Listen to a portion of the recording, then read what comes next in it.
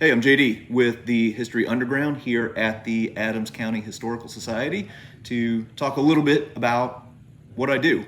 So I have a YouTube channel called the History Underground that I started back in 2019 that really has two things that are designed to accomplish the same purpose. One is a series called History Traveler, which features, as the name implies, travel to historic places, and also a series called American Artifact, which really highlights different artifacts from different periods in history to connect us with things of the past. So before starting your channel, what did you want to do when you were a kid? What was your original career path? So my original career path when I was a kid, as strange as this may sound to some people, I wanted to be a taxidermist. I'm a big outdoorsman. Grew up hunting and fishing with my grandpa. And the idea of being a taxidermist really appealed to me until I found out that their busiest time of year is during deer season. And then I had to scrap that life plan. So when you have a video idea, walk me through your process. How long does it take to film, edit, that sort of thing?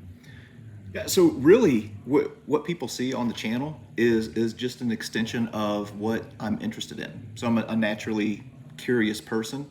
So it could be any kind of different conflict, whether it's American Revolution, Civil War, World War I, World War II, all the way to things like there's a museum that I'm wanting to visit called the Museum of the Vacuum Cleaner.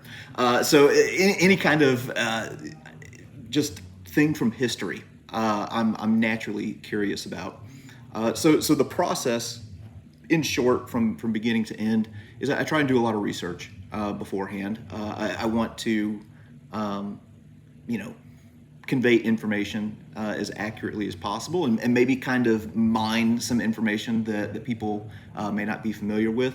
And then, of course, there's a long process of coordinating travel and maybe trying to connect with local historians and local experts.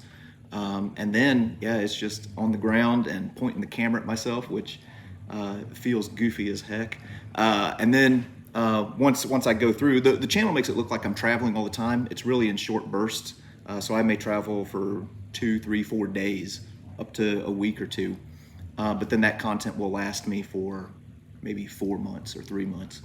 And then, get into the editing, and it's a lot of trying to find, really what absorbs a lot of my time is trying to find music that matches the mood of what I'm trying to convey with the images that I've shot, and then just piecing it all together and color correcting and trying to put something together that is going to spark people's interest.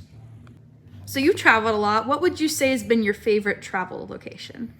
Oh man, it's like asking me to pick my favorite kid. Probably, man, the dog green sector of Omaha Beach is one spot that I don't know if I could ever get tired of going there. And then maybe domestically, one of my favorite spots. It's not the most scenic, it's not the most picturesque, but to me, it's one of the most interesting. And that is the wheat field of Gettysburg. So those are some of my favorite places. So obviously there's a lot of work and time that goes in your job, but what would you say is the hardest part overall? For me, the hardest part is probably time management.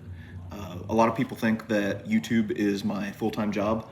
Actually, YouTube is one of my full-time jobs. I actually work 2 full-time jobs. So trying to balance travel with the other work that I do, also in spending time with family. I'm also very active in my church. Trying to kind of balance all of those spinning plates is definitely the most challenging, but I've got a great wife and very supportive family, so that really helps out a lot. So when you're not working or making videos, what do you like to do in your spare time? So I'm a lifelong outdoorsman. My grandpa started taking me out frog gigging, hunting, fishing. I mean, it's some of my earliest memories. So I still continue that today. Really, if I'm not traveling or editing or doing things like that, I've got a rifle or a bow in my hand or a fishing pole, and like to get outdoors. Yeah, so that's what that's what fills the negative space in my life. What would you say is your favorite historical book or movie? Or both? I'll just answer both. Favorite historical book is an autobiography by Eugene Sledge called With the Old Breed. He was on a 60 millimeter mortar team in the 1st Marine Division in World War II, and it kind of chronicles his time as he fought in Peleliu and Okinawa. It's probably my favorite historical book of all time. As far as a favorite historical movie or something that's maybe based on history, wow, that's a hard one for me to pick. Off the top of my head, I would have to say Tombstone. I can sit and watch that movie and literally quote it from beginning to end, which drives my family insane. They can't watch it with me. What would you say is your biggest pet peeve, whether it's about business or in general or history, any of the above? Man, just off the top of my head, my biggest pet peeve is probably people who are just rude.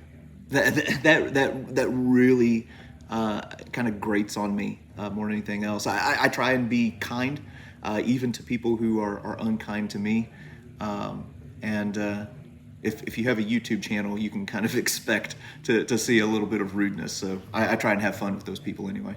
Hey, thanks for watching this video and for spending a few minutes listening to me ramble. Hey, when you come to Gettysburg, be sure to check out the Beyond the Battle Museum right here at the Adams County Historical Society and all of the other amazing places right here in Gettysburg.